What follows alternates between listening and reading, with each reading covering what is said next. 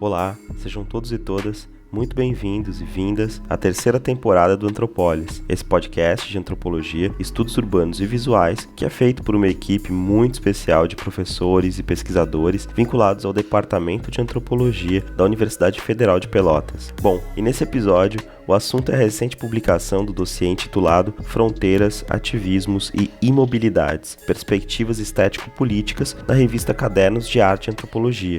Eu sou Guilherme Aderaldo, anfitrião dessa conversa, na qual eu tive o prazer de receber as minhas queridas colegas e co-organizadoras do dossiê, Fernanda Duarte e Bianca Freire Medeiros, que aliás já passou aqui pelo podcast. Bom, eu lembro que o link para o dossiê, assim como para alguma das referências que nós vamos citar aqui durante a conversa, se encontram na própria descrição do episódio. E eu peço para que vocês que ainda não nos seguem nas nossas redes, que o façam. Vai lá em @antropolispodcast, é rapidinho. Nosso e-mail para contatos é antropolispodcast@gmail.com. Escreve pra gente que a gente vai adorar ouvir a sua opinião, crítica ou sugestão. Mas chega de enrolação, bora pra conversa.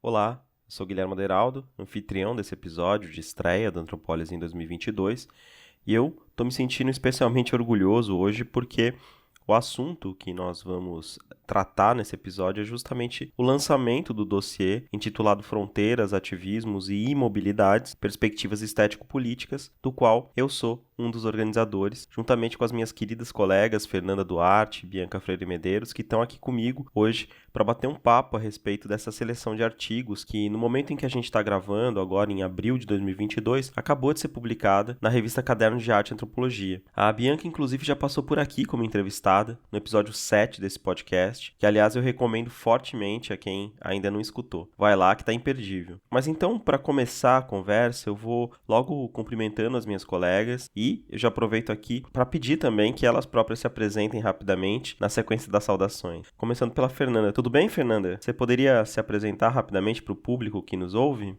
Oi, Guilherme, Bianca, olá pessoal. Meu nome é Fernanda Duarte, eu sou professora do Departamento de Comunicação da North Carolina State University. Foi um prazer participar da conversa e da discussão para a elaboração desse dossiê com Bianca e Guilherme. E, bom, a minha área de pesquisa olha, né, dentro do campo da comunicação para as formas de apropriação de tecnologias midiáticas, principalmente para as formas criativas, subversivas e formas de ativismo. Guilherme, será que você pode falar um pouco também sobre a sua pesquisa e a sua entrada nesse dossiê? Sim, Fernanda. Poxa, obrigado, aliás, pela passagem do bastão, né? A questão é que eu tô tão habituado, assim, a conduzir o podcast, né, que eu acabo naturalizando a ideia de que as pessoas que nos ouvem, né, já me conhecem, já conhecem o meu trabalho, que não é verdade, né? Mas então, na minha trajetória mais recente de pesquisas, eu também tenho investido esforços, né, nessa tentativa de entender mais a fundo algumas formas contemporâneas de ativismo, como o videoativismo, os ativismos contrageográficos, que são modalidades de ativismo que usam dispositivos digitais, né, como câmeras, celulares, drones e também certos softwares de georreferenciamento, com o objetivo de produzir ações, conteúdos, né? Além de experiências educativas também, é muito comum que esses coletivos deem oficinas que sejam capazes de confrontar uma série de representações normativas dos espaços urbanos, principalmente dos espaços marginalizados, né? Isso porque essas representações hegemônicas, normalmente elas tendem a tratar esses territórios marginalizados de forma sedentária e isolada das dinâmicas mais alargadas da cidade, né? Como se os próprios territórios periféricos, isoladamente, fossem os responsáveis pela precarização que atinge as populações que residem nesses lugares, né? E aí, nesse sentido, essa discussão que eu tenho feito nos meus trabalhos mais recentes, né, ela se encaixa perfeitamente nessa nossa conversa sobre mobilidades, então é um pouco daí que vem a minha entrada aqui na organização desse dossiê, porque as mobilidades, né, da forma como a gente está pensando, no caso desse dossiê sobre o qual a gente vai falar nesse episódio, elas consistem justamente nessa chave analítica, né, que procura oferecer subsídios epistêmicos para que a gente possa evidenciar a dimensão relacional dos espaços. Ou seja, o fato de que o espaço não pode ser entendido simplesmente como uma superfície, né, ou como um cenário fixo que seria responsável por abrigar passivamente as interações sociais, né, uma vez que o próprio espaço é resultado dessas interações. Então, essa ideia, né, por exemplo, de um mundo cindido entre um centro e uma periferia completamente segregados, é uma ideia que favorece alguns e desfavorece outros, né? Ou seja, faz circular alguns processos ao mesmo tempo em que barra outros processos. E é sobre isso que eu tenho pensado ultimamente, né? Assim como vários dos textos que compõem esse dossiê da Cadernos de Arte e Antropologia. Enfim, mas já falei demais, né? Agora eu vou já aproveitar para passar a palavra para a Bianca, pedindo que ela também se apresente. Tudo bem, Bianca? Conta um pouquinho, então, pro nosso público, né, que, enfim, ainda não teve a oportunidade de ouvir o episódio que foi dedicado ao seu trabalho aqui no Antropólis, né? Quem é você? Que legal. Eu estou muito feliz de estar de volta. Eu vou começar corrigindo um erro terrível que eu cometi quando eu estive aqui da outra vez, que foi pronunciar errado o nome do programa, né? Então, Antropólis, muito obrigada por me receber novamente.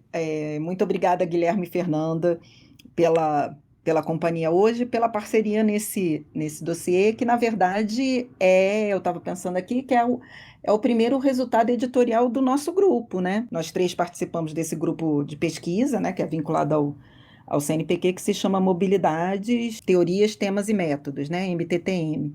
A gente tem feito algumas coisas, né, assim, algumas iniciativas, alguns encontros. O grupo participa em peso da Escola de Mobilidades, né, que a gente vem organizando, o professor Tiago Alves e eu, e nessa última edição com a professora Camila, que também é do grupo, Camila Moraes. Mas a gente tem feito, eu digo assim, a gente já vem fazendo coisas juntos há muito tempo em torno desse tema das mobilidades, mas esse é o primeiro, vamos dizer assim, o primeiro esforço editorial com a gente já tendo esse nome, né? Então, tenho essa frente, né, de atuação, e tem uma outra frente que também eu acho que seria legal mencionar, que acaba tendo a ver também com esse projeto, que eu coordeno o Urban Data, que é o Banco de Dados Bibliográficos sobre o Brasil Urbano, que é um projeto que está vinculado ao Centro de Estudos da Metrópole, que por sua vez está vinculado, né, à Universidade de São Paulo e ao SEBRAP. E já fica aqui o convite para vocês visitarem o nosso site, tem um acervo incrível de produção de estudos urbanos, inclusive nessa direção do que a gente está falando aqui, né? Talvez uma das áreas temáticas, né? Isso que a gente chama de áreas temáticas em mais profusão, é justamente essa de arte, que a gente está chamando de arte estética, né? Então, assim, né, bem situando tanto o trabalho de Fernanda quanto o trabalho de Guilherme, né, o tipo de pesquisa, que acaba sendo também um pouco do que eu faço, já que eu trabalho também com imagem, né, o que é muito, muito legal, né, em relação a essa discussão sobre as mobilidades, é que a gente vai chegando por caminhos muito diferentes, né. No meu caso, por exemplo, eu cheguei a partir de uma discussão sobre o turismo, né, e essa circulação das imagens, justamente imagens de cidade circulando num mercado global, né, globalizado, de disputa, justamente por recursos, né, públicos e etc. E acabei, né, sendo muito influenciada desde da minha tese de doutorado por esse livro que se chama O Olhar do Turista, do John Urry, né, que hoje é um clássico. Acabou de ser lançado também, faz poucos dias agora, a tradução que a gente ajudou a supervisionar, o professor Tiago Alves e eu novamente, do livro, que é a última edição, né, que chama-se O Olhar do Turista 3.0. Então, também quem tem interesse nesse tema das mobilidades, essa seria, vamos dizer assim, a obra, a pedra, né, de inauguração, por assim dizer, né, desse paradigma, e nessa versão 3.0, com a autoria também do Iona Lars, né? Então, a edição está super bonita, a gente fez várias notas, a gente incluiu mapinhas, né? Então, acho que ficou uma edição bacana, né? Mas, enfim, então, assim, a gente acaba puxando, né, nesse dossiê esse tema da mobilidade, também abrindo, apesar da gente direcionar essa discussão para o tema, né, tanto da fronteira quanto do ativismo, né, político-estético, ou estético-político, né? Mas o que fica, eu acho, bastante evidente para quem for consultar o dossiê na totalidade é que há justamente muitas maneiras de trabalhar com esse tema, né, das mobilidades, não tanto aí como um tema, mas eu acho que como lente, né, como lente de observação, como grade analítica, né? Então ali eu acho que acaba tendo assim um panorama muito interessante, né? Bacana, bacana, Bianca. Eu acho que assim, já aproveitando o gancho, então, do que você está falando, eu acho que seria uma boa, talvez, se você pudesse dar o pontapé inicial e falar um pouquinho pra gente, né, a respeito desse paradigma teórico que orientou a nossa perspectiva como organizadores do dossiê, né? Afinal, quando a gente está falando de mobilidades, como isso que você falou, né, como grade analítica, né, ou como uma forma de abordagem, né, e não simplesmente como sinônimo de movimento, como o senso comum costuma classificar, né? Do que exatamente a gente está falando, né? De que mobilidades a gente está falando, né? O que significa pensar mobilidades como grade analítica? Essa assim, um esclarecimento necessário mesmo, né? Porque acaba que no senso comum está muito associada a essa discussão hoje, né? Sobretudo quando a gente fala mobilidade e quando coloca, né, como um qualificativo urbano, então ficou muito associada a essa discussão sobre transporte, né? Mas para essa discussão do paradigma das mobilidades, não se restringe a essa escala, ainda que essa escala da cidade ela seja uma escala muito importante, né? Mas ela não é, né? A gente pode ir de um nível, quando está falando a partir dessa perspectiva, a gente pode ir de um nível muito micro, né? Muito situado, até o nível mesmo planetário, né?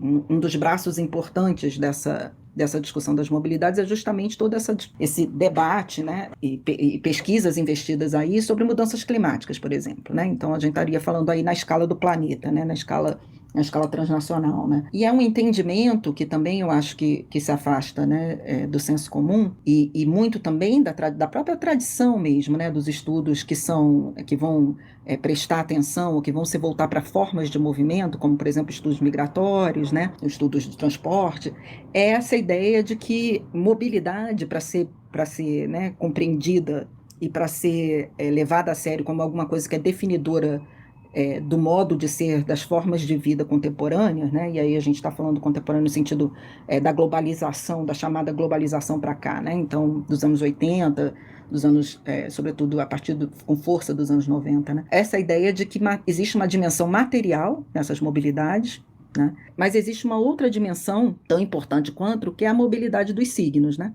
Então, a mobilidade das imagens, a mobilidade das ideias, das informações.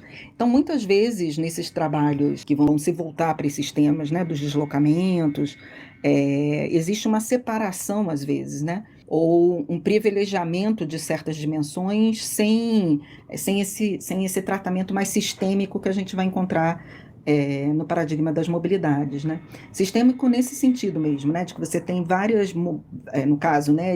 O John Arry vai trabalhar com 5 tipos de mobilidade, né? Então, esses 5 tipos, eles estão interrelacionados, né? Eles estão absolutamente conectados, dependentes uns dos outros, e eles provêm, né? Eles nos possibilitam um entendimento mais complexo, né? Desse mundo que é complexo, no qual a gente vive. Estou aqui ouvindo a Bianca e também lembrando aqui de como, né, o paradigma das mobilidades e a perspectiva das mobilidades surge muito em resposta a epistemologias muito focadas nos fluxos globais e na ideia de globalização, né? E principalmente falando do ponto de vista da comunicação, né, a partir não só do surgimento, mas de maior acesso às redes de informação, à internet com maior velocidade, enfim, essa ideia da instantaneidade, do acesso imediato, não só a informação, mas da conexão entre as pessoas, né, vem por muitas vezes criar essa ilusão de que agora estamos num mundo completamente interconectado, né, de que basta acesso à infraestrutura, né. Mas fato é que não só o acesso à infraestrutura é desigual, mas também a nossa capacidade de lidar com essas formas de mobilidade, para além da mobilidade física, das mobilidades simbólicas, também é diferente, né, a partir dos nossos repertórios, das formas de letramento a que a gente tem acesso, né? Por isso que nessa discussão, né, Fernanda, assim, vem mobilidades e mobilidades Perfeito. e as infraestruturas, né, que vão possibilitar justamente que esses movimentos possam acontecer efetivamente, né, que eles possam ser, né, potencialmente possíveis, né, então eles possam ocorrer no plano da projeção, da intenção, ou que eles sejam de fato impedidos, né? E aí começa toda uma discussão importantíssima, eu acho que para a gente, né, sobretudo aqui no dito sul global, né, nas experiências, né, de cidade, inclusive, que a gente tem, como é importante a gente indagar o tempo todo, né? Quem que pode se mover, né? E quem é que pode, no sentido que você está dando mesmo, né?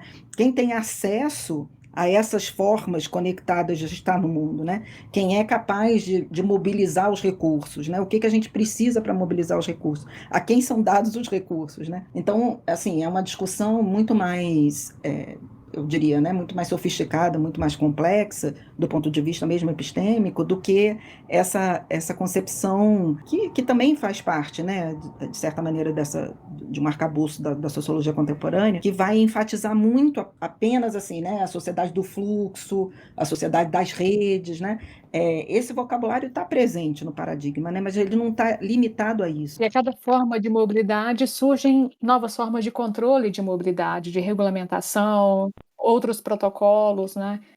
Enfim, essas ferramentas de controle estão cada vez postas de formas diferentes, né? O que não quer dizer que porque vias de acesso foram criadas, que elas são colocadas em prática da mesma forma, como você está dizendo, por todos, né? E esse exercício contínuo, né, de indagação, justamente, né, dessas formas de se mover, né, é aqui fundamental nessa perspectiva, né, e reconfigura, inclusive, todo esse debate que a gente faz sobre desigualdade, né, sobre acessibilidade. É um projeto, né, vamos dizer, intelectual muito, assim, muito rico, né, e onde a gente vai colocar ênfase, onde a gente escolhe, né, aportar nas nossas pesquisas, vai dar o tom né, por onde a gente vai seguir em termos, né, dos conceitos, das noções que estão ali presentes, né? Mas eu acho que tem umas premissas, eu acho, mais gerais, que ajudam a gente, assim, realmente fazem diferença em muitas frentes, né? A gente, por exemplo, tem uma outra noção de território, né, que já não é esse território circunscrito, esse território que qual a gente identifica necessariamente uma cultura, né, uma identidade, e que vai dar, né, no caso da sociologia que é muito, muito presente, essa equivalência, né, entre território e nação, ou território, né, Estado nacional. A gente vai, então, por um lado, suspendendo essa certeza dessas equivalências, né, estranhando essas equivalências, e por outro também essa ideia de que, né, a gente precisa fazer uma ciência menos sedentária, né? Então, as nossas formas também de pesquisar, que elas sejam também colocadas em movimento, né? O que se chama aí, né, dessa contribuição dos métodos móveis, né? Até a nossa última edição da escola, que eu falava aqui para vocês, né, da SPMOB, da qual Fernanda e Guilherme também participaram, a gente discutiu justamente essa concepção de métodos móveis, né? Como é que a gente trabalha com outras técnicas, né? Com outros repertórios, com outros protocolos metodológicos mesmo, a partir desse entendimento, dessa lente, dessa forma de olhar o mundo, né? Eu até me lembrei, Bianca, de um exemplo que você deu na vez que você passou aqui pelo podcast antes, né? Em que você falava sobre a sua pesquisa a respeito da favela turística e você mencionava, né, esse caso de como pesquisar a favela turística é pesquisar um fenômeno que vai muito além da própria favela, né? Que não pode ser compreendido a partir de uma observação fixa num lugar específico, porque a favela turística é uma metáfora, né? Ela é um imaginário, né? Ela é um imaginário absolutamente alicerçado em lógicas eurocêntricas, e é muito interessante isso, né? Porque você inclusive falava, né, nesse caso, daquele exemplo, fazendo a etnografia na favela, você observava, né, os souvenirs que eram vendidos para os turistas, e esses souvenirs, eles geralmente remetiam à imagem de uma favela que é uma favela genérica, né? Fora da história, fora do tempo, fora do espaço. Era uma favela repleta de barraquinhos coloridos que não coincidia com a favela do entorno da onde vocês estavam. Mas era a favela que eles precisavam registrar nos souvenirs porque é a favela que o turista queria comprar. Então, o que é pesquisar, né, um fenômeno que não pode ser encontrado totalmente em nenhum lugar específico? A própria investigação do fenômeno te obriga, enquanto pesquisadora, a circular. Aí eu acho que talvez assim, a forma mais, não sei se a síntese mais bem feita, né, mais elaborada, mais fácil de compreender, vamos dizer assim, é a que o John Norrie faz no próprio olhar do turista, né? Porque ele vai dizer, bom, antes de turistas, né, com seus corpos, suas câmeras, etc., chegarem aos destinos, né, os destinos já chegaram aos turistas. Então, esse entendimento dessa relação, né? Quando você diz a favela, ela é, né, a gente pode trabalhar com essa ideia do significante vazio, né? Onde você vai colocando ali muitas várias definições, várias qualidades vários atributos que você vai, né, elegendo e trabalhando com eles, né? Eu digo o mercado, né? O mercado turístico. Mas ao mesmo tempo aporta num território, né? Então aporta num território físico. Então no caso Rocinha, mas hoje também Santa Marta, né? Em vários, né, territórios incrivelmente, né? O Sul Global está todo pontuado de experiências de turismo. Vai ser interessante que um dos artigos do dossiê trata justamente dessa, né, do turismo favela. Mas, voltando a essa ideia, né? Então, assim, vamos dizer assim, essa ambivalência entre imaginários, imagens, memórias, né, que é no caso você está lembrando aí, né, da favela dos barraquinhos, etc., né, essa ambivalência entre esse repertório e o repertório material, né, em termos do ambiente construído, por exemplo, né, onde os corpos confluem, né, para onde eles vão viver as diferentes experiências, não é um exercício assim óbvio, né? É um exercício analítico mesmo, a gente precisa querer ver essa conexão e entender essa conexão e saber que fazendo, né, esse exercício a gente consegue entender muito mais coisa do que simplesmente né, explicações rápidas que vão, sei lá, vão apelar, né, para certos esquemas interpretativos que podem até fazer sucesso, né, serem mais convincentes quando você diz, coitados, os pobres, né, na favela não sabem, por isso que eles aceitam, né, os turistas. Bom, a pesquisa mostrou que não era isso, né, não era isso mesmo, né. Então, tem aqui, quando você começou, né, a nossa conversa aqui dizendo, porque a mobilidade não é só movimento, né, não é o simples movimento entre A e B, né, porque o que está sendo dito aqui é que esse movimento ele é investido de significado, né. Então, a gente precisa entender justamente como é que esse não é apenas uma conexão entre dois pontos, né? A gente quer entender essa linha mesmo, né? Essa linha que conecta os dois pontos e que vai fazer, né, para conectar esses dois pontos, vai fazer uso de muitas coisas, vai fazer uso das infraestruturas de comunicação e transporte, vai fazer o uso, né, do repertório das imagens, vai fazer uso dos canais midiáticos, vai fazer uso, né, das pessoas que estão no seu cotidiano se comunicando no WhatsApp. Então, assim, você tem muitas coisas aí, né, que talvez né, essa aproximação que o John Arry faz, né, entre uma sociologia que era a sociologia, né, de origem dele, essa sociologia econômica, né, essa sociologia, vamos dizer assim, mais hardcore e tal, para a incorporação de toda essa discussão sobre signos e, entre aspas, imaterialidades, né? E, de fato, assim, o turismo é muito bom para a gente entender e ficar mais atento e mais sensível a essas conexões, né? Não sei como é que Fernanda aciona e entra aí, né? Porque, assim, o turismo é muito dependente, é completamente dependente dessas produções estéticas, né? Dessas produções de imagem, que na verdade, na maior parte das vezes, não tem nada a ver com tal setor turístico, né?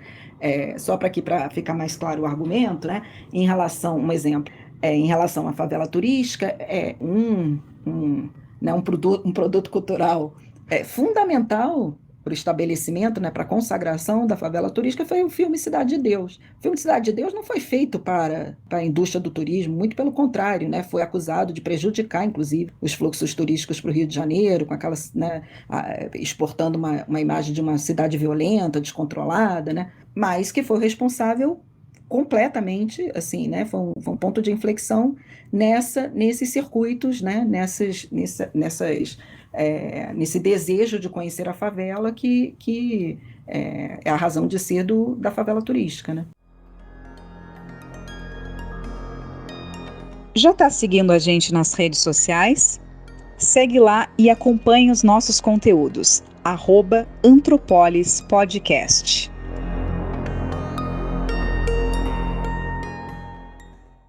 Estou aqui me lembrando de alguns projetos de mídia locativa e mídia tática que também acionam essas construções territoriais físicas com esses imaginários, não na mesma tônica, né, do turismo nas favelas, mas também de forma que negocia essas fronteiras, de certa forma, entre o asfalto, né, e a quebrada, e essa ideia do olhar estrangeiro sobre uma certa natividade, né?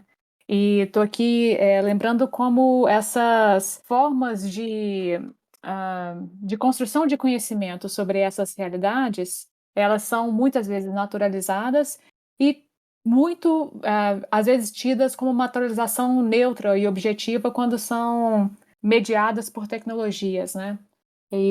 Esse dossiê tratou muito sobre essa dimensão político-estética ou estético-política a partir dessa negociação das fronteiras, né? E fronteiras simbólicas e fronteiras físicas, geográficas também, que é o caso da favela e o caso desse exemplo que eu quero compartilhar com vocês. Eu estou aqui me lembrando de um projeto de mídia locativa no início dos anos 2000 chamado Transborder Immigrant Tool, que era um projeto, traduz para português como Ferramenta do Imigrante Transfronteira, e que era um projeto do Critical Art Ensemble, que é um grupo de pesquisadores afiliados à Universidade da Califórnia, em San Diego, e também ativistas.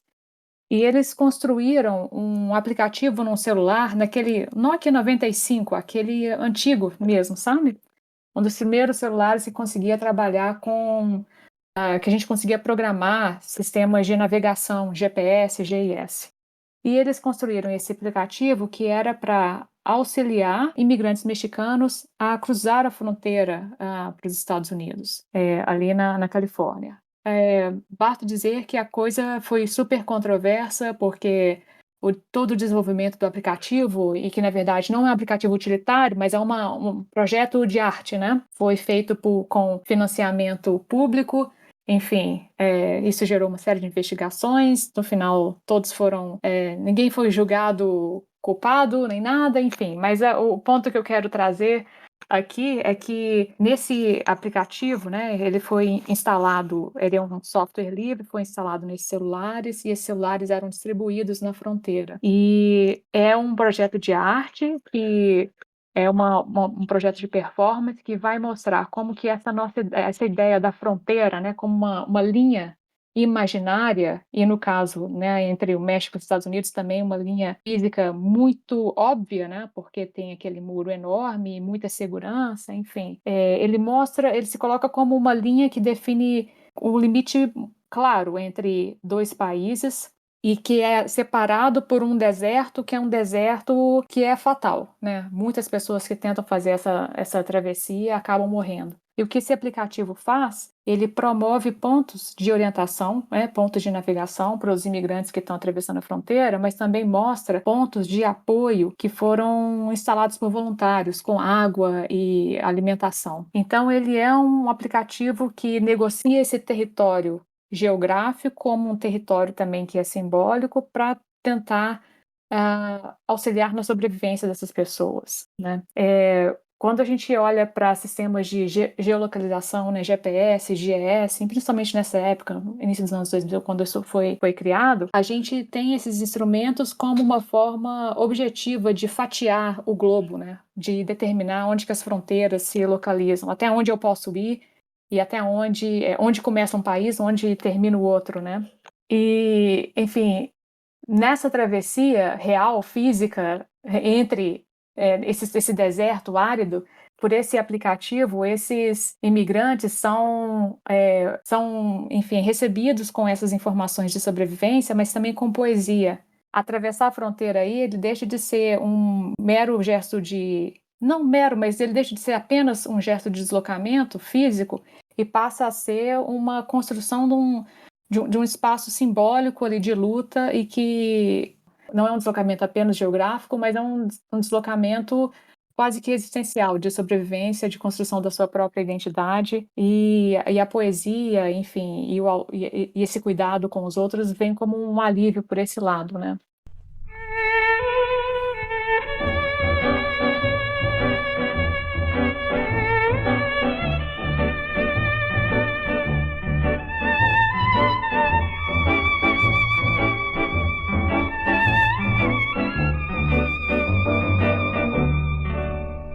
La frontera de México fue,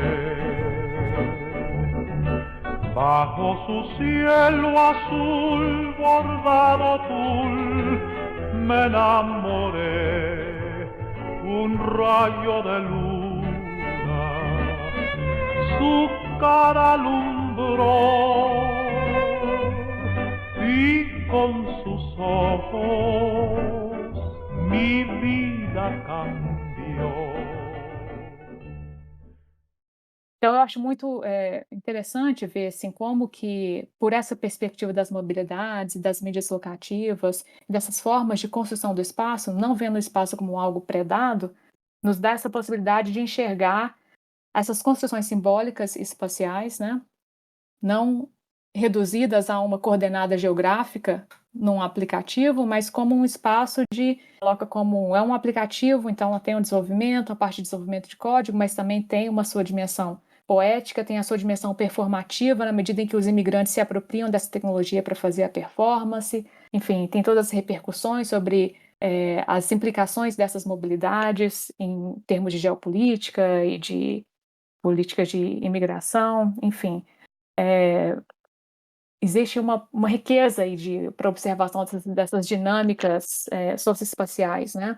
Que nos permite ver quem é segregado, quem é convidado a entrar, e o potencial estético vem trazer aí oportunidade de subverter e chegar no limite, né, do questionamento também. É justamente aí que eu acho que se encontra a proposta, né, desse dossiê que a gente organizou, né? Eu acho que o que você está falando é interessante porque mostra, né, como que essas concepções a priori, né, acerca do que é o espaço, do que é a cidade, né, do que é a fronteira, né, elas carregam valores que reproduzem hierarquias, né, sob esse disfarce da suposta neutralidade, né? Então eu acho que esses ativismos estéticos, esses ativismos políticos, né, contemporâneos, eu acho que eles têm uma questão interessante que aparece em vários dos artigos que compõem o dossiê, que tem a ver com um certo esforço de problematizar a racionalidade tipológica, sabe? Essa racionalidade que divide o mundo entre exclusão e inclusão, centro e periferia, cidade formal, cidade informal, né? Porque esse raciocínio, né, bidimensional, ele tende a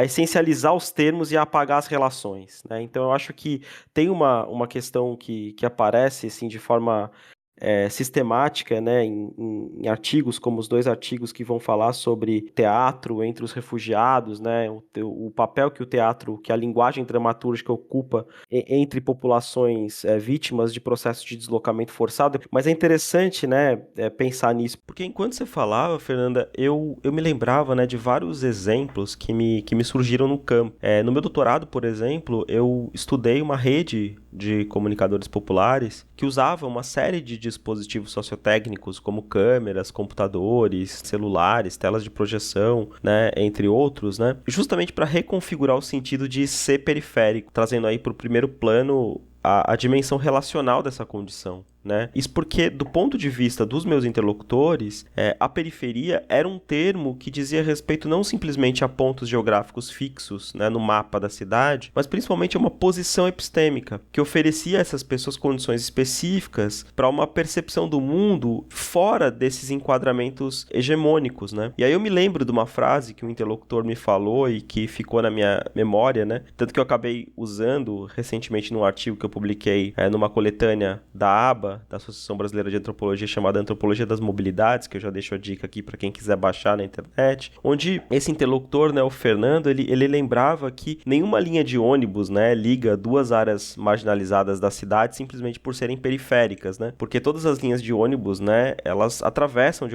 alguma maneira o centro, né, elas passam pelo centro, né, e aí ao lançar a mão dessa metáfora, né, na ocasião da nossa conversa, o que o Fernando queria dizer é que ele não sentia que ele saía da periferia quando ele se deslocava, né? Mas muito pelo contrário, era justamente o deslocamento que permitia a ele se reconhecer como periférico. Então, portanto, a periferia, nessa designação, nessa forma de entendimento, né, que caracterizava a reflexão do Fernando e de outros interlocutores, a periferia era algo que atravessava o centro e que não estava num lugar diametralmente oposto ao centro quando a gente pensa o centro aqui em termos meramente geográficos, né?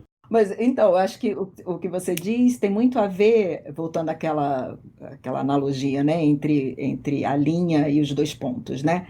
Se a gente vai se ocupar, né, só de entender esse movimento, deslocamento como do ponto A para o ponto B, a gente perde aquilo que eu acho que é uma noção que está no John Array, que é muito assim, potente, né, que é essa das espacializações móveis, né? É fazer conexões em territórios que não estão contíguos, né?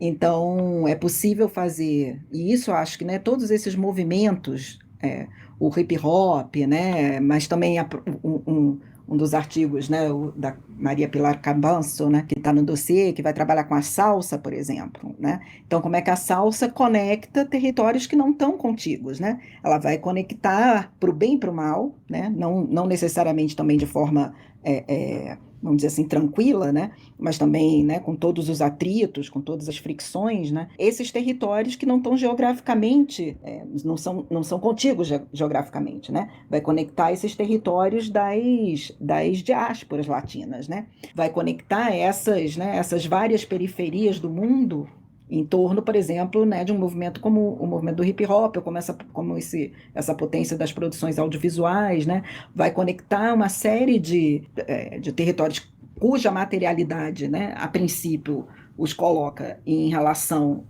uma relação muito periférica, né, se a gente pegar só do ponto de vista geográfico espacial, em relação aos seus centros urbanos, né, a centralidade urbana a que eles se referem, mas que a gente vê absolutamente, né, centrais quando a gente está falando do ponto de vista dessas produções, né, e dessas trocas, né, com circuitos de trocas incríveis, né. Então, esse caminho, né, da produção, dos ativismos estéticos, né, que tem potencial político, né, e um potencial político aí da política no seu sentido mais amplo, né, eles vão trazer dimensões do real, né, dimensões do contemporâneo que são muito, muito interessantes de observar do ponto de vista sociológico, do ponto de vista antropológico, do ponto de vista, né, dos estudos comunicacionais, e eu acho que das ciências sociais e humanas de uma maneira geral, né. Eu estou aqui me lembrando também do texto, né? A Bianca mencionou aqui o texto da Maria Pilar Cabanzo, que é o Inventando Mundos Possíveis mediante a Salsa, uma etnografia com dança no Rio de Janeiro. E nesse texto ela compartilha conosco, né, o relato, uma etnografia que ela faz, em que ela acompanha dançarinos salseiros, né, em alguns lugares no Rio.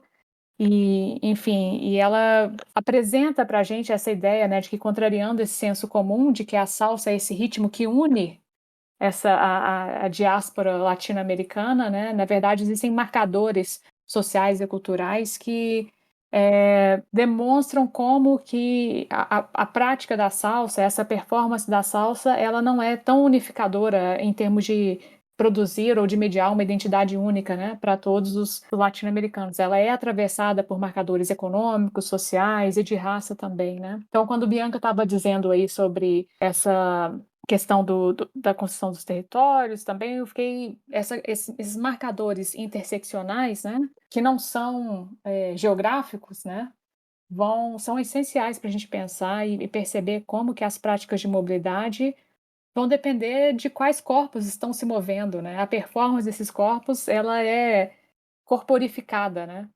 Então, é uma questão que a Maria Pilar Cabanzo coloca, que é bem interessante, né? Como ela contrasta como a prática da salsa, como dança de salão, ela é muito focada na técnica, né? Ela recomendo fortíssimo a leitura desse artigo, porque ela tem um cuidado assim quando ela descreve como os alunos, né, do professor de dança de salão, como é feito a experiência de aprender a dança de salão e como o foco na técnica é muito intenso, de calcular o movimento, a intensidade, a distância, a pressão, né, do cavaleiro sobre a dama, o toque, é todo muito, muito detalhado e com muito cuidado, né? Em contraste, quando se olha para a prática da salsa nas casas noturnas, né, a salsa como diversão, como entretenimento, o ambiente é muito diferente, né? Ela relata o piso grudento e relata também, enfim, mais o improviso e a música ao vivo, enfim, é uma prática mais espontânea, né? E não tanto focado na competição ou na exatidão do movimento. Enfim, e que os marcadores de raça e de gênero e os marcadores sociais também dos brasileiros e estrangeiros acabam criando formas diferentes de performar essa salsa, né? E uma valorização também de qual que é a salsa correta, né? Enfim, mais uma vez aí um outro houve outra evidência, né, de como que uma prática estética é política, porque ela não está voltada, ela não está demonstrando apenas a performance artística como algo que é belo, mas sim marcado como uma prática que ela é corporificada, ela é embedada, ela é marcada pelos próprios aspectos sociais da performance da dança, né? Ay, mira, mamá, caramba. Ay, mira, mira cómo está Meche. Ay, mira, mamá, caramba. Ay, mira, mira cómo está Meche. Ay, mira, quiere bailar bugaluye. Y yo bailarlo no sé. Ay, mira, mira, mamá, cómo está Meche. Quiere bailar bugaluye.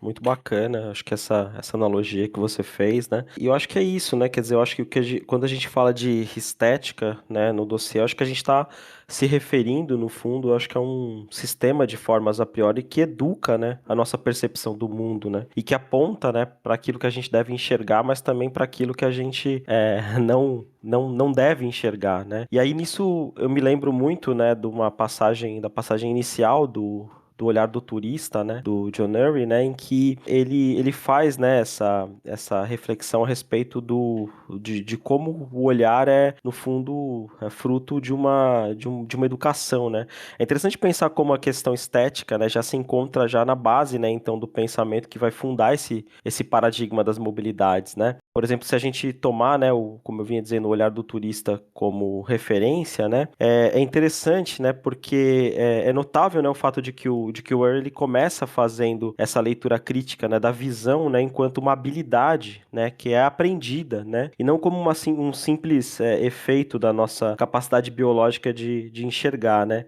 Então as maneiras de ver, né, são, no fundo, segundo Urry, socialmente padronizadas, né, e aprendidas, né, e se isso acontece, né, a forma e os sentidos que o mundo adquire depende também dos valores, né, e das infraestruturas que vão orientar esse olhar.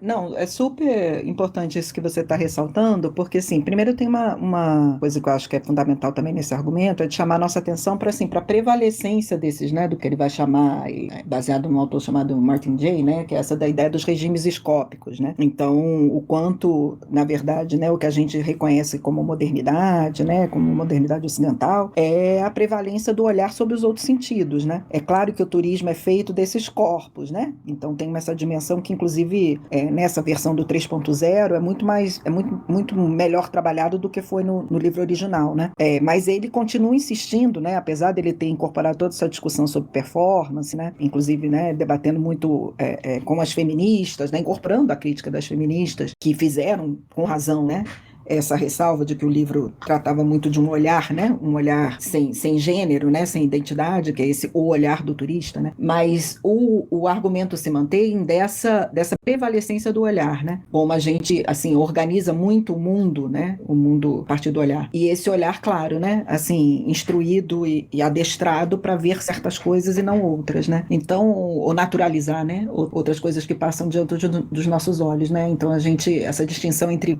ver, olhar, né, e contemplar, né? E aí tem eu acho, um ponto bem importante para a gente e que faz, né, dar um sentido, dar uma relevância, né, para o nosso dossiê também, é que quando essas formas de olhar e essas formas de produzir para o olhar são postas em movimento, a gente vai ter maneiras de interpretar e se apropriar, que vão ser bastante diferentes, né? E que podem causar muito atrito e muita disputa. Então, a gente tem um dos artigos, né, que compõe o dossiê, na verdade, o texto que vai abrir o dossiê, né?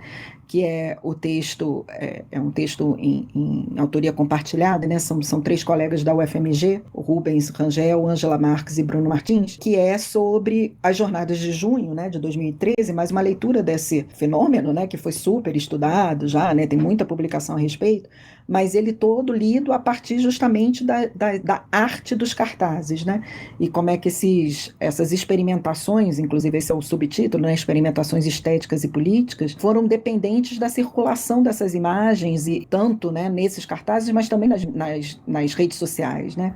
Talvez a Fernanda queira comentar melhor, não? O que me chama mais atenção nesse artigo é que quando você vê o título dele, né, a escrita insurgente dos cartazes de rua, E a nossa própria experiência, né, dessa época, das manifestações, quando eu vi o título, vi a submissão pela primeira vez, eu imaginei, bom, isso vai ser uma análise de conteúdo, ou uma análise visual, né? O que faria todo sentido, considerando até esse ponto que você levantou, Bianca, sobre a prevalência do olhar, esse regime visível, do regime das imagens. Mas o que é o mais revelador nesse artigo, para mim, é que os autores eles pegam como ponto de partida a produção dos cartazes para descrever como que a ocupação das imagens e dos corpos nas ruas e nas redes, né, ela acontece de forma performática. Então, mais do que o conteúdo, né, a letra, a imagem, o arranjo, né, da escrita, é justamente o arranjo dessas dimensões simbólicas e físicas, né? O artigo também tem imagens muito interessantes, né, dos mares de corpos e cartazes tomados, as ruas tomadas por esses mares de corpos, né? E são tantos cartazes que às vezes você nem vê os corpos, né? Você só vê os retângulos de cartolina tosca segurando cartazes, né? Mas eles também vão dizer dos processos colaborativos de construção desses cartazes, né?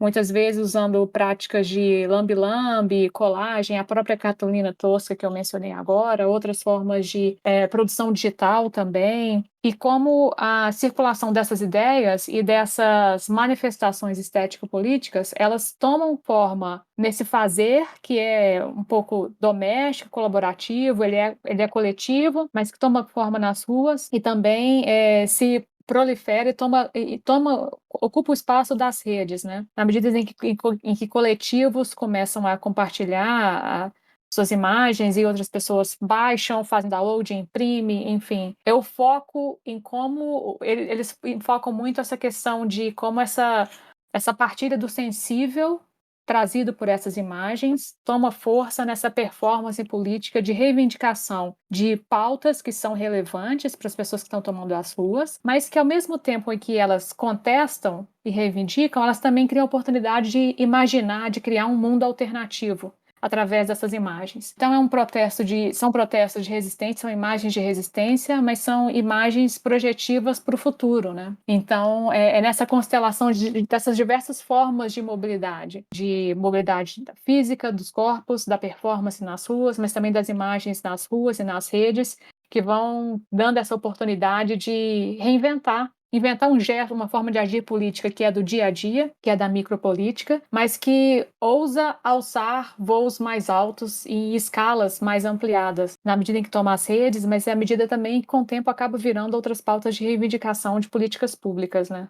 É interessante isso que vocês estão falando, né, de como que essas imagens elas acabam, do modo como elas são mobilizadas dentro desse circuito, né, elas acabam abrindo espaço para novas conexões e, consequentemente, para formulação, para elaboração de fabulações que se desdobram em novas referências territoriais também, né, em novos mundos, né, novas formas de entendimento do mundo, né. Isso me lembrou também 2 outros artigos que compõem o dossiê. É incrível, inclusive, como eles dialogam entre si, né, que são artigos que estão tomando a linguagem dramatúrgica, né, o teatro como referência para falar a respeito de como que as experiências de populações vítimas de processos de deslocamento forçado acabam sendo elaboradas, né, de uma forma absolutamente criativa e potente em termos políticos por meio da linguagem teatral, né? Um trabalho da Miriam Alves e da Laura Causa, né, sobre a diáspora Mapuche, e o outro trabalho da Beatriz Brandão, né, chamado Teatro como Mudança de Narrativa para Refugiados, né? Enfim, são 2 trabalhos que estão falando de populações diferentes, né? No caso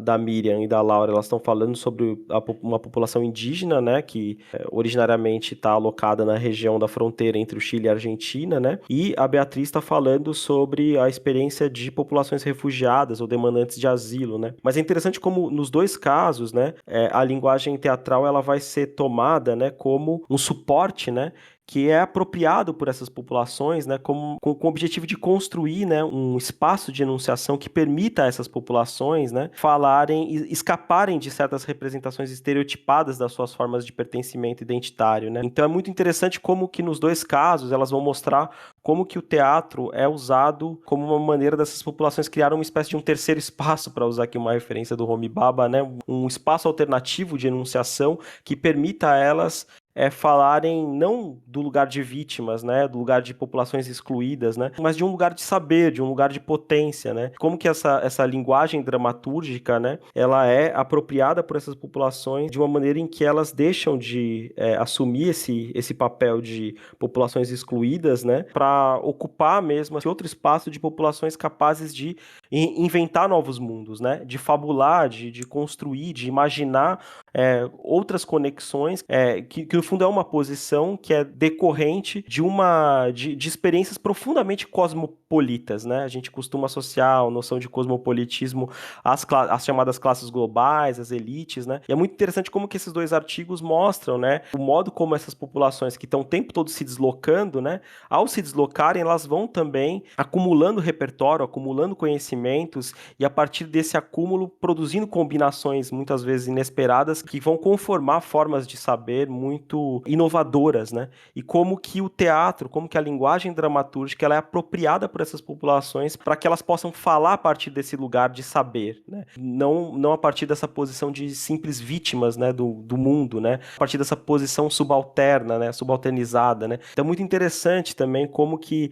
nesse sentido, esses dois textos que tomam a linguagem teatral como foco, né, eles dialogam também com esse trabalho sobre os cartazes e também com o trabalho que vocês acabaram de falar agora há pouco da salsa, né? E acho que esse protagonismo na narrativa é importantíssimo, né? Porque no artigo eu me lembro do Teatro Mapuche, a ideia principal, né, motiva a criação de uma peça teatral é de preservação da própria cultura, né?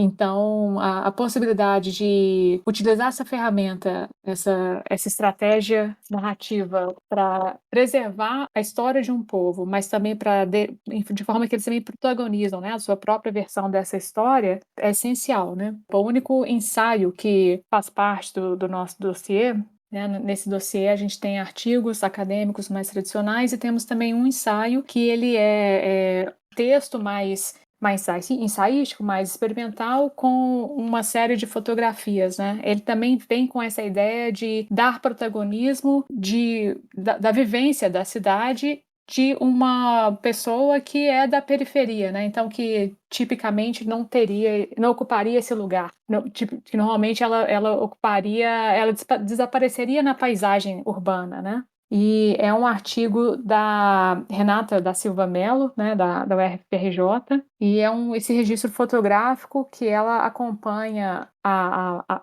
protagonista do ensaio é a mãe dela, é a Maria de Lourdes, que ela é imigrante nordestina, ela é costureira e é vendedora ambulante, e a Renata, então, acompanhou a mãe durante o dia a dia de trabalho dela, né?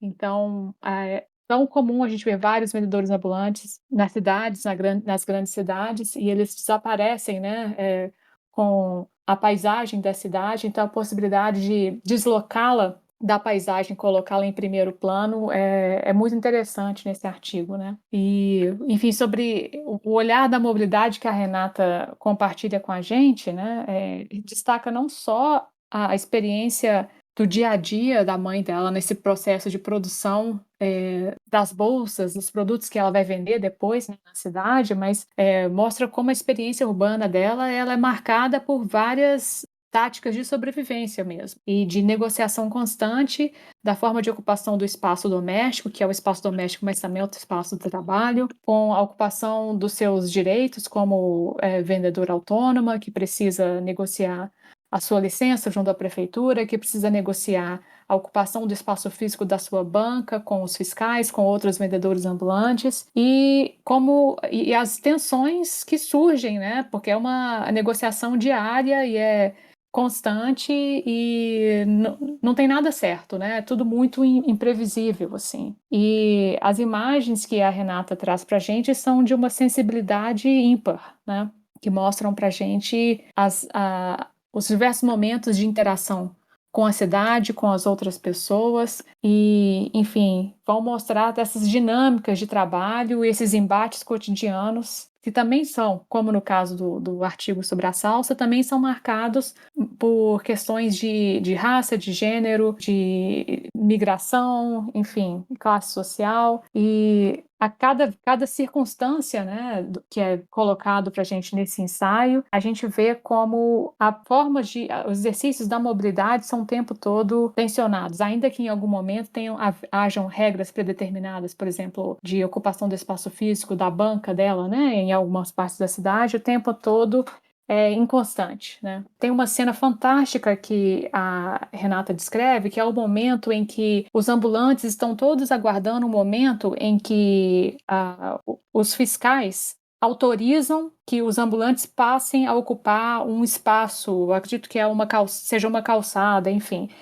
Tem um horário, enfim, que o espaço não pode ser ocupado e os fiscais permitem a partir de um certo horário. Esse horário é pré-determinado, mas a incerteza é tanta que nunca se sabe quando, de fato, os fiscais vão liberar. E a cena que ela descreve é no momento em que o fiscal autoriza que os ambulantes ocupem o espaço para montar suas bancas, é um corre-corre danado. Então e ela descreve todos esses ambulantes com seus carrinhos e com suas sacolas, com as bancas desmontadas, ou ela relata a mãe dela, inclusive, monta a banca a uma distância e depois move essa banca já montada, e eu fiquei imaginando, quando eu estava lendo, todos esses corpos, essas bancas e as bolsas, os produtos que são feitos e revendidos, aquele corre-corre danado, e todo mundo tendo que meio que, de forma muito sincronizada, dimensionar o seu volume, o espaço que cada um ocupa para não trombar um no outro e ver se não cai mercadoria no caminho. Então, enfim, é uma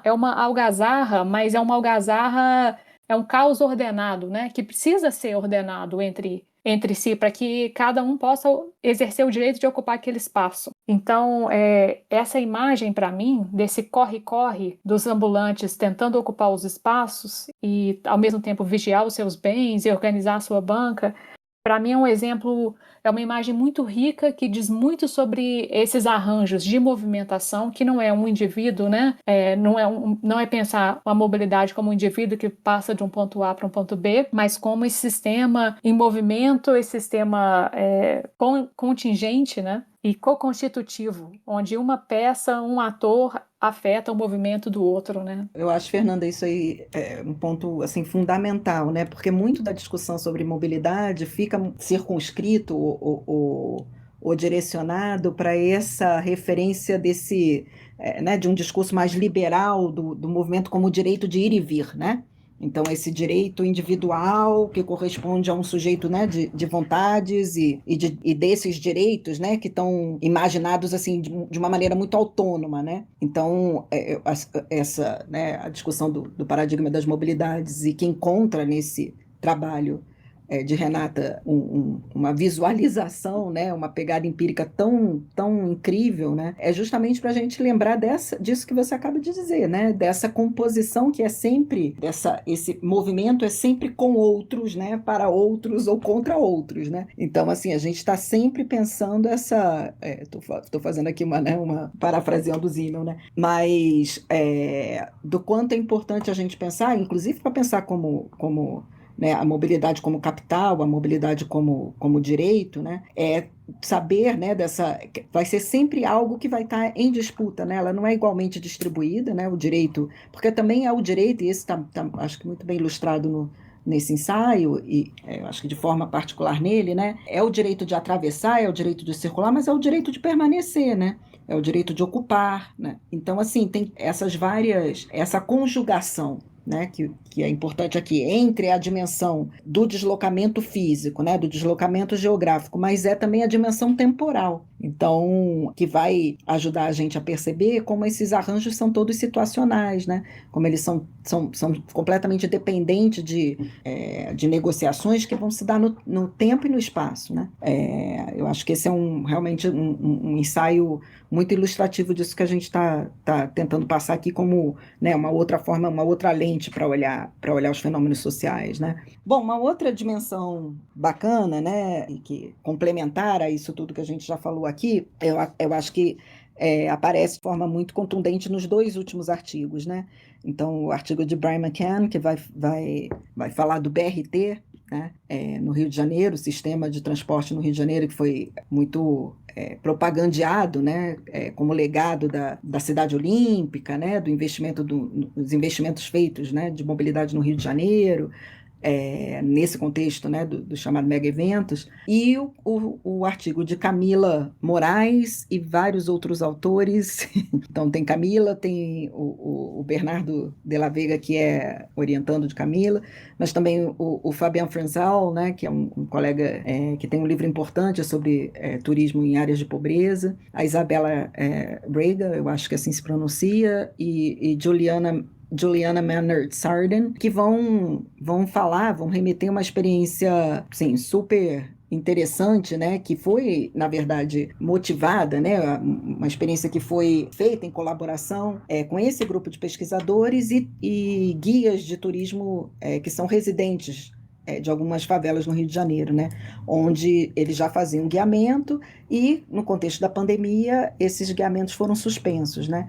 Então, acabou sendo feito, né, um conjunto, uma série de tour virtuais, né? Então, esses tours virtuais são recuperados no artigo para a gente pensar não só, né, essa dimensão do turismo em favela nesse contexto, mas também para a gente pensar como é que outras mobilidades vão sendo, né, outras formas de se pôr em movimento vão sendo acionadas na suspensão desse movimento físico ao qual a gente está mais acostumado a associar quando a gente fala em mobilidade, né? Então, assim, é um artigo super interessante. Eu acho que o de Brian McCann traz uma dimensão também da discussão, ele faz né, ele é um historiador, né, então acho que tem porque ele vai também ajudando a gente a recuperar esse próprio trajeto o BRT, não só, né, como um viabilizador, né, como um modo de transporte, né, mas ele também como uma dependente, né, ao longo da sua história, desses deslocamentos das políticas, né, essas políticas que vão sendo,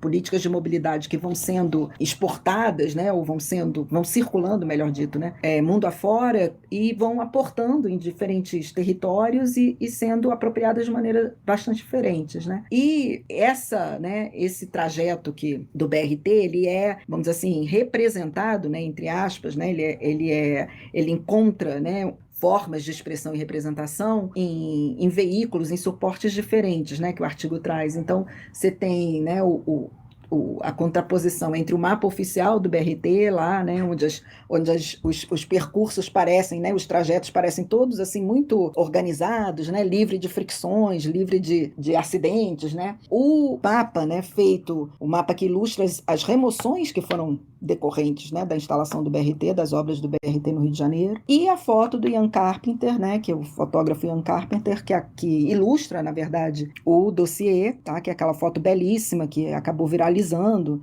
né, que mostra no primeiro dia em que houve, né, a suspensão do lockdown no Rio de Janeiro, um BRT lotado, né, lotado de corpos com um determinado, né, tipo físico, uma determinada cor, isso tudo que a gente já falou aqui, todos aglomerados, né, todos de máscara, portando máscaras, né, mas todo mundo assim, né, aquela vastidão de corpos, braços, né, alguns rostos que a gente não consegue enxergar, né, mas dessas pessoas que foram obrigadas, né, a trabalhar, né, não tiveram, que é uma outra dimensão, né, essa dimensão de quem pode arbitrar, né, sobre a ordem dos seus movimentos, né, e aí como que isso rebate em tantas desigualdades, né, assim, na verdade incrementam desigualdades que já estão postas, né, então esse o que a gente chama, né, de capital de rede, né, o que o John Murray chama de capital de rede, é justamente para a gente, auxilia a gente a pensar como é que essas desigualdades vão sendo sobrepostas, né, essas desigualdades que a gente já associa, né, os marcadores, a classe social, os marcadores de gênero, né, sexualidade, mas, enfim, então eu acho que, né, o dossiê lido na sua íntegra é um repertório assim muito vasto, muito variado, da gente ver, né, formas de apropriação, né, estética do mundo, né, super interessantes que ajudam a gente a reposicionar teoricamente, né, conceitualmente, essas categorias todas, né, aqui já Guilherme e Fernanda se referiram tão bem aqui. E esse caminho, esse exercício, esse compromisso com a complexidade é também um compromisso com formas mais justas de mobilidade, né? todos os artigos, e a gente passa, na organização do dossiê, né, ele passa também por uma linha histórica. O dossiê começa lá com as manifestações de 2013 e se encerra com o impacto da Covid no turismo nas favelas, né? Exato. Então, em todas essas instâncias, a perspectiva das mobilidades, olhando para manifestações de movimento, mas também tomando a mobilidade como um giro epistêmico, demonstra como formas injustas de mobilidade estão inseridas e precisam ser vistas e reconhecidas e rearticuladas, né, para que a gente consiga construir dinâmicas sociais mais justas, né? Tem uma lição interessante que eu acho que aparece em todos os artigos, que é justamente essa iniciativa de mostrar que o movimento ele é um ator, né, responsável pela produção dos espaços, né? Então, ao atentarem para as relações, ao invés das versões essencializadas dos termos, eu acho que todos os artigos de alguma maneira mostram quanto um olhar atento, um olhar cuidadoso, um olhar teoricamente rigoroso, né, para as práticas socioespaciais vai mostrar como que dificilmente, né, os fenômenos que a gente observa cabem, né, se acomodam com facilidade nessas dicotomias, né, tipo centro e periferia, ou global e local, ou cidade formal, cidade informal, ou exclusão e inclusão, né? Então todos os artigos de alguma maneira complexificam essa ambiência, né? E mostram o quanto que esse raciocínio tipológico ele precisa ser problematizado. Eu acho que por teorias que efetivamente se preocupam em construir uma reflexão mais complexa a respeito das relações socioespaciais, né? Acho que não poderíamos terminar de forma mais, mais condizente com o projeto, né? Com a vontade que nos animou a fazer esse dossiê, né?